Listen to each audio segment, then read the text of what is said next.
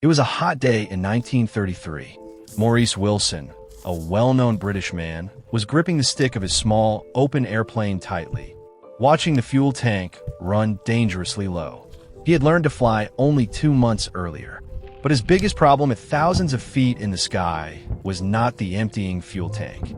Instead, it was a long list of troubles, British officers he had left behind in Bahrain, the certainty of being arrested if he landed in Iran, the rolling waves of the Persian Gulf below, and the increasing chance that he might not reach any safe place before fuel ran out.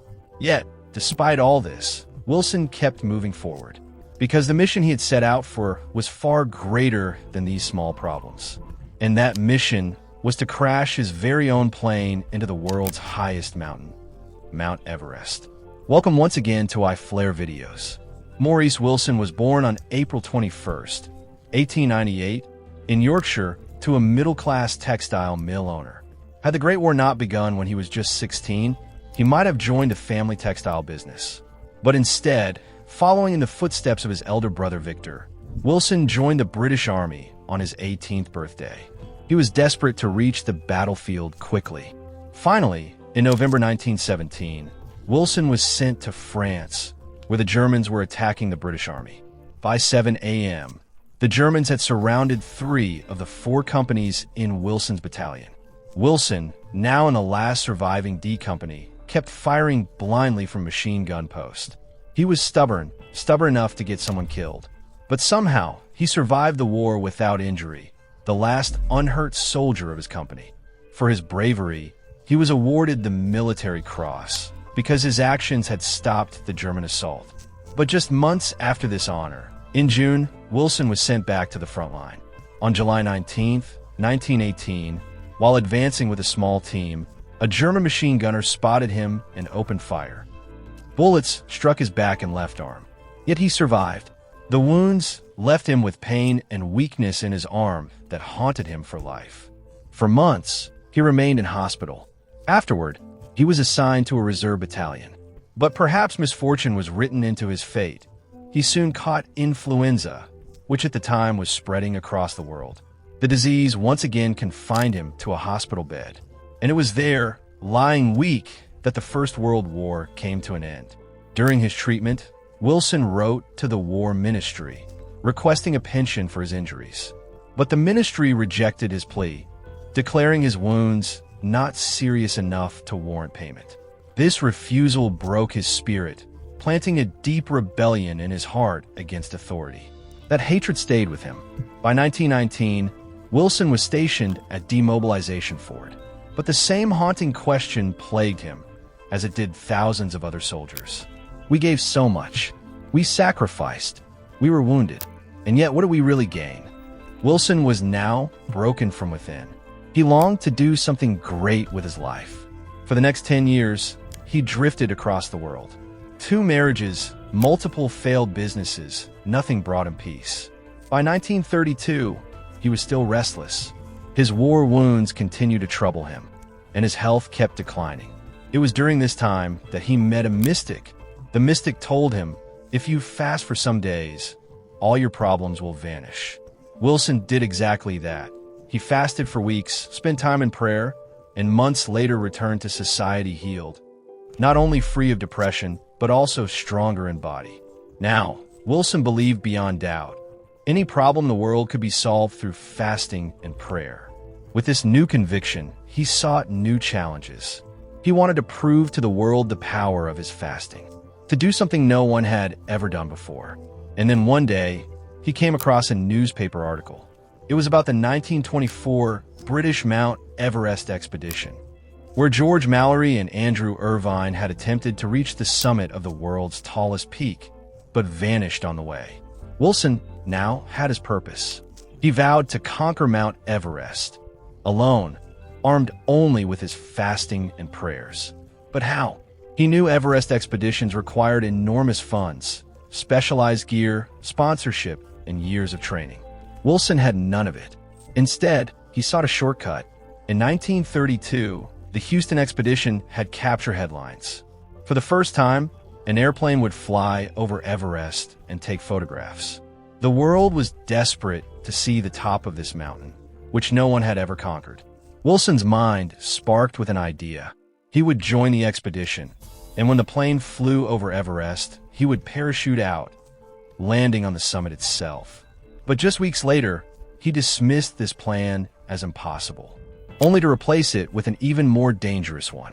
Yes, Wilson had gone completely mad. He planned to buy his own airplane and crash-landed into Everest's icy slopes at 15,000 feet. Half the journey covered in the air. The rest, he would complete alone through fasting and prayer. But there was one major problem. Maurice Wilson had no mountaineering experience, no flying expertise. He did some basic hiking practice, but avoided learning proper technical climbing altogether. Still, he bought a 3-year-old de Havilland Gypsy Moth biplane, a wooden, 2-seater, open-cabin plane once used in flying circuses. On its side, he painted a name of his own invention, Everest, a play on Everest. His flying instructor bluntly told him, "You'll never even reach India." But Wilson was stubborn. By now, the British Air Ministry had caught wind of his insane mission. They alerted Nepalese authorities, who promptly denied Wilson permission to enter Nepalese airspace. For Wilson, this was devastating. Nepal was the only way to Everest. But he refused to give up. He invited the press to Stag Lane Aerodrome in London. There, in front of reporters, he tore up the Air Ministry's telegram. And without waiting for anyone's permission, he took off. His plane, loaded with extra fuel drums, could fly 750 miles at a stretch. He refueled at Freiburg in Germany, Marseille in France, Pisa, Naples, and Sicily in Italy. It was a smooth, almost trouble-free journey, until he crossed the Mediterranean. In Tunisia, police arrested him briefly. Later, in Tunis, he mistakenly refueled his plane with contaminated fuel mixed with water. Yet luck was with him. He made a safe landing in Gabes. From there, he flew to Tripoli, Benghazi, Tobruk, and Alexandria. But in Cairo, disaster struck. The Iranian flight permit he had been promised was nowhere to be found. Day after day, he begged British officials, but no approval came. Frustrated, he flew straight to Baghdad without permission. Iran now lay ahead, but he had no legal right to land there. So he bought a school atlas from a Baghdad bazaar, traced his route by hand, and flew on toward Bahrain. But the British were one step ahead. They had already telegraphed ahead. When Wilson landed in Bahrain, an officer summoned him. The officer warned him, "There are no airstrips ahead for your small plane, only one in Iran. Land there without a permit, and you'll be arrested." He offered Wilson a deal, refuel in Bahrain, but only if he promised to fly straight back to London. Wilson agreed, but when he took off, he turned not west, but east, toward India. Skirting the southern Persian Gulf, avoiding Iran, he set his sights on Gwadar, then part of British India.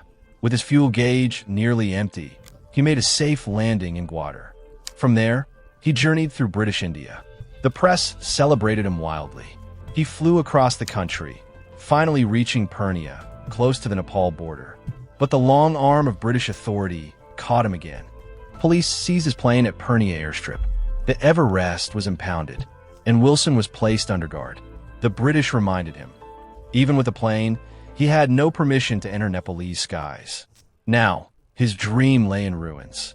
By July 1933, broke and defeated, Wilson was forced to sell his beloved plane. The plan to crash land Everest was gone, but his obsession with climbing it remained. That winter in Darjeeling, he fasted and prayed, all while trying and failing to obtain permission to enter Tibet. Finally, in March 1934, disguised as a Buddhist monk, Wilson set out on foot. He crossed Sikkim into Tibet, reaching Everest Base Camp. But he had no training. Breathless and weak, he had to turn back. On May 21st, 1934, he tried again, this time with 2 Sherpa companions. Together, they reached Camp 3 in just 3 days. But there, Wilson sent his companions back, insisting he would go alone. They pleaded with him not to continue. But Wilson's deadly stubbornness prevailed. He told them, "If I do not return within 2 weeks, assume I am dead." They waited not 2 weeks, but an entire month. When Wilson never returned, they descended. By late July, Word reached India. Maurice Wilson had perished on Everest. Another Englishman, claimed by the mountain's cruel world.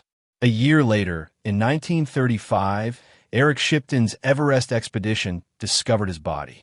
It lay between North Col and Changsay, beside a torn tent, backpack, and diary.